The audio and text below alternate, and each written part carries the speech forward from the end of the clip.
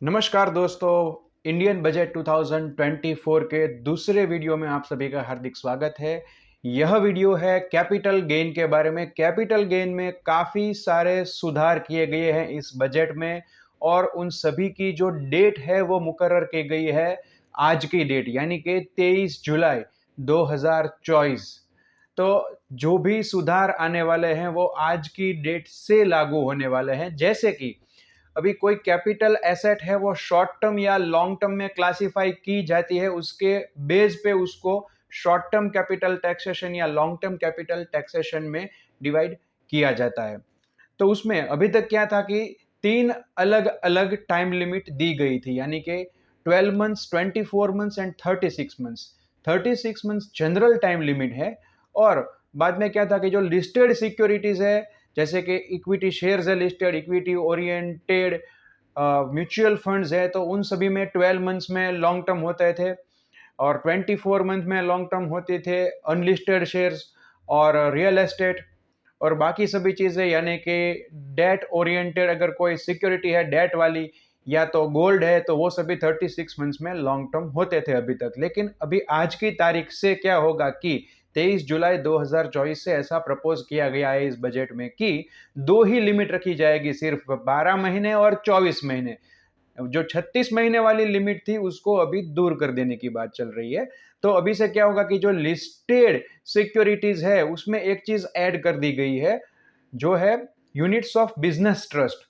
तो units of business trust जो कि अभी तक 36 मंथ्स में लॉन्ग टर्म हुआ करते थे, अभी 12 महीने में लॉन्ग टर्म हो जाएंगे।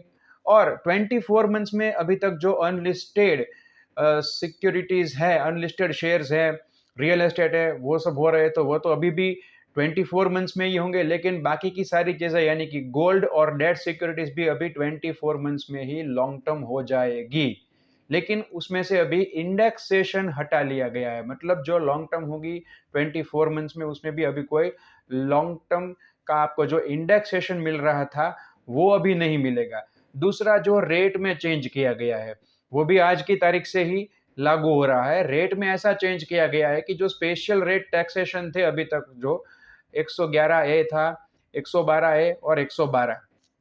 111 ए में क्या है कि जो शॉर्ट टर्म कैपिटल गेन है, जो आपको शेयर्स या इक्विटी ओरिएंटेड म्यूचुअल फंड या यूनिट्स ऑफ बिजनेस ट्रस्ट के बारे में हो रहे थे, उसमें अभी तक क्या था कि शॉर्ट टर्म कैपिटल गेन का टैक्स 15% लग रहा था, वो अभी से प्रपोज कर दिया गया है कि वो 20% बनेगा, क्योंकि गवर्नमेंट को ये काफी कम लग रहा था।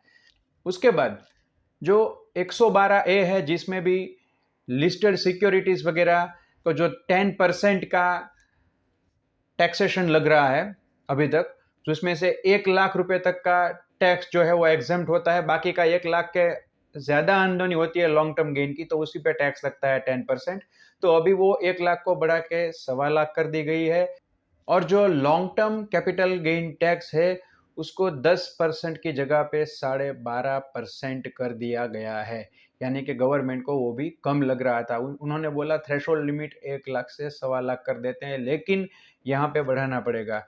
इसी तरह से हमारी जो रियल एस्टेट है, गोल्ड है, उसे उन सब चीज़ों में जिसमें हमको इंडेक्सेशन मिल रहा था और जहाँ पे हम लॉन्ग टर्म पे 20% टैक्स पे कर रहे थे, वहाँ पे अभी इंडेक्सेशन नहीं मिलेगा और वहाँ पे प्रपोज किया गया है 12.5%, यानी कि 12.5%। 20 वाला घटा के 12.5 112 में भी कर दिया गया है, लेकिन इंडेक्सेशन को निकाल दिया गया है। और एक दो चीज़ें ऐसी भी है कि जैसे सेक्शन 50 डबल ए जो सेक्शन है उसमें अभी तक स्पेसिफाइड म्यूचुअल फंड्स थे, उसमें ऐड कर दिया गया है अभी अनलिस्टेड डिबेंचर्स और अनलिस्टेड बॉन्ड्स को, जिसकी वजह से उन्हें deem to be short term capital gain माना जाएगा। तो उसमें वहां पे शॉर्ट टर्म कैपिटल गेन ही टैक्स लगेगा irrespective of the period of holding. तो ऐसे सभी चेंजेस कैपिटल गेन के बारे में की। अगर आपके मन में इसके बारे में कोई क्वेश्चन है तो आप इस वीडियो के कमेंट में मुझसे पूछ सकते हैं और इस वीडियो को शेयर और लाइक करना मत भूलिएगा। और ऐसे ही हमारे और वीडियोस देखने के लिए इस चैनल को आप सब्सक्राइब कर सकते हैं। धन्यवाद।